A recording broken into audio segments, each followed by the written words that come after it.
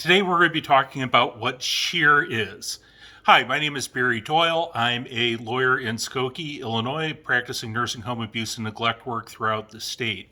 I'm also the author of Built to Fail, a free report which is available for download from my website, which explains why the nursing home business model inevitably produces unnecessary injuries and deaths for nursing home residents. So let's talk about what shear is. And shear is spelled S-H-E-A-R. And it's important when we are looking at the issue of bedsores. There are a number of risk factors that play into somebody developing a bedsore.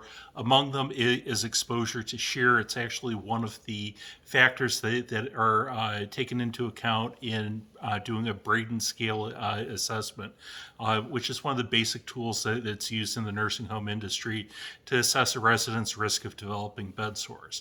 And essentially what shear is, it's a force that acts along the same direction of the skin of the body. And that's a kind of a convoluted technical definition.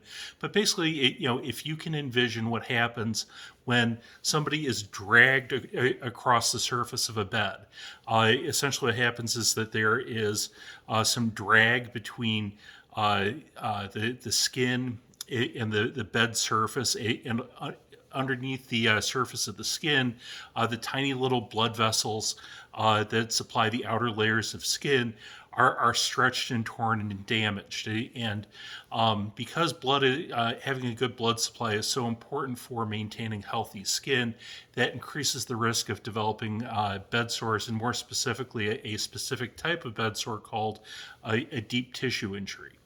Now, because exposure to shear is one of the basic factors that is included in the Braden Scale assessment, it's something that every nurse should be aware of in terms of is a resident being assessed to this, because doing a Braden Scale assessment is one of the basic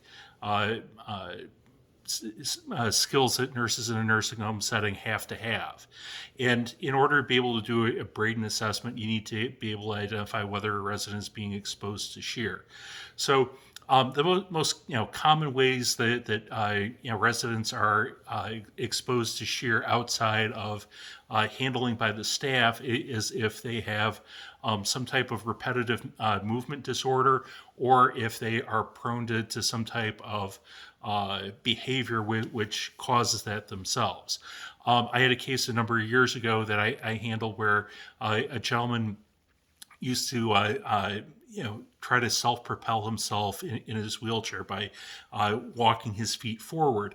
And they got him a different type of wheelchair where he didn't make such good contact with the floor anymore. And what happened is that in his efforts to propel himself forward, he exposed his buttocks to a tremendous amount of shear, developed a deep tissue injury, which ultimately ruptured and opened and required him to undergo surgery, where he ended up having a 20 by 30 centimeter section of his buttocks debrided or cut away. So if you can imagine a sheet of copy paper that's basically the size of the amount of tissue that was taken away because of his exposure to shear. So it's a serious issue. It's something that members of a nursing staff need to be aware of, and left unchecked, it can really lead to significant deep tissue injuries and other types of skin breakdowns, which have long-term negative effects on the health and well-being of the resident. Hope this has been interesting. Thank you for watching. My name again is Barry Doyle. I practice law throughout the state of Illinois, handling nursing home abuse and neglect work. If you have questions regarding this or any other issue concerning a nursing home care, feel free to reach out to us. Our phone number is 312-263-1080, or you can reach us on our website at www.accidentlawillinois.com. Thanks so much for watching.